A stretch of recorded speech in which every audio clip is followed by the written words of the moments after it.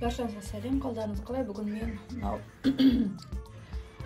қойдың майын иіссіз қалай дұрыс шыжғыру керек екенін көрсететін боламын. Мұнда менде 3 келі 670 грамдай май бар. Қазір ол жібіген, оны мен ұсақтап турап дайындап қоямын. Осы жылы мен тон майға ақырындап ауысып келе жатырмын. Бұрын біз сұйық маймен тамақ пісіретінмін. Оның қаншалықты зиян екенін біліп, енді мүмкіндігінше дұрыс тамақтануға ауысып жатырмыз. Әрине, оның бәрі бір мезетте болмайды. Бұған сен өзіңде дайын болуың керексің. Отбасына дайындау керек деген сияқты. Өйткені мысалы мен құстың да майын шыжғырып аламын. Соған тамақ пісірем, таңғы ас пісірем. Гарнир дайындағанда суына қосып жіберемін. Көбі осы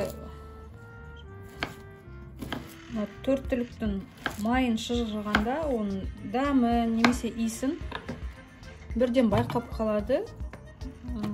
Өйткені сұйық майға піскен тамақтарды әбден жеп үйренгендер. Енді біз мүмкіндігінше бұл майдың пайдалы жақтарын көптеп сақтап қалуға және иісі де дәмі де жағымды болуға дайындайтын боламыз. Міне мен барлық майды турадым. Бұл май менде ет тартқыштан өтуге ыңғайланып туралған. Енді мен осы тұз саламын. Барлық азық-түлік мөлшерді есептеп, мен видео астындағы сипаттамада жазып қоямын. Енді бұл ыдысқа біз салқын су құямыз.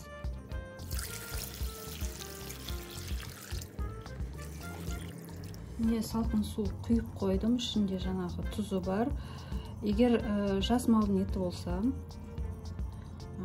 онда 12-15 сағат тұрады осы тұзды суда. Егер де ірі үлкен мал болса, онда 24 сағат тоңазытқышта немесе балконда, қазір қараша айы, салқын жер бар, дәлізде қойсаңыздар болады.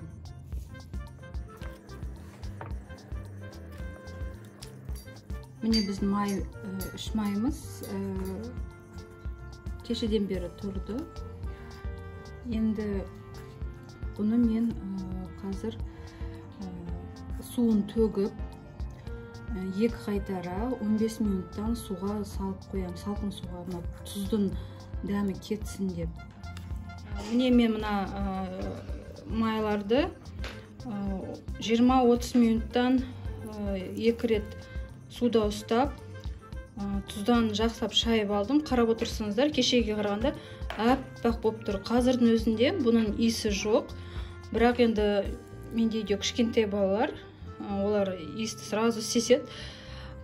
Сол себептен мен бұның иісі жағымдырақ, тәттірек болып, дәмі де жақсы болу үшін қазір бұны мен ет тартқыштан өткізіп аламын.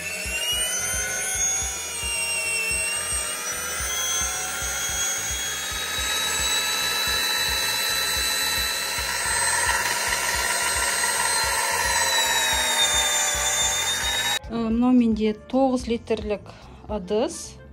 Енді қазір мен оны плитканың үстіне қоямын. Ақырын оны отқа қойып шыжғыра бастауымыз керек. Ары қарай қазір не істеу керек екендігін видео барысында түсіндіріп айтып бастаймын. Қазір енді біз бұны орташа отқа қоямыз. Осы көлем 2 есе азайған кезде қазір біз басқа бір ингредиенттер қоса бастаймыз. Міне біздің майымыз қорытылып жатыр. Енді бізде алдында айтқан ингредиенттерді қосамын. Міне барлық азық-түлік мөлшерін мен сипаттамада жазып қоям. Міне 1 пияз салдық, алма, мен мынау ыдысым үлкен болғаннан кейін бөліп салдым. Міне сәбіз және корица. Менде мынау таяқшалары кішіректеу, сондықтан мен екеу салам, және менде мында 2 келіден артық 3,5 келі май, жарты лимонның суы, шырыны қосылады, және айран. Сірке суы қосылады, алма сірке суы. Мынаның барлығын жақсылап араластырып аламын. Және орташада оттақ қоямыз. Анда-санда түбін тырналап, осылай араластырып отырыңыздар. Түбі күйіп кетуі мүмкін. Сосын төменгі отта қайнатамыз. Міне майымыз қайнай бастады. Мен ет тартқышпен өткізіп алғаннан кейін мына майдың шыжғылған қалдық майлар менде көп емес. Егер қолмен турасаңыздар, одан әжептеуір шыжғылған дайын май қалады. Оны кейбіреулері тамаққа қосып жатады, картоп, жаркойға қосып жатады. Мен олай істемедім. Көбірек осы тон майдан алғым келді. Осылай біз 20 минуттай ма, біздің алмаларымыз бәрі жақсылап пісіп кеткенше дейін осылай қайната тұрамыз. Түбіне міндетті түрде араластырып тұрыңыздар. Жабыс қалуы мүмкін. Мен плитканы сөндірдім. Қазір өзінің қызуымен ақырын қазір басылады. Қайнағаны алмаларымыз пісіп кеткен. Ақырын барлығысын алып тастаймыз да. Таза, стерилді, құрғақ банкілерге құйып шығамыз.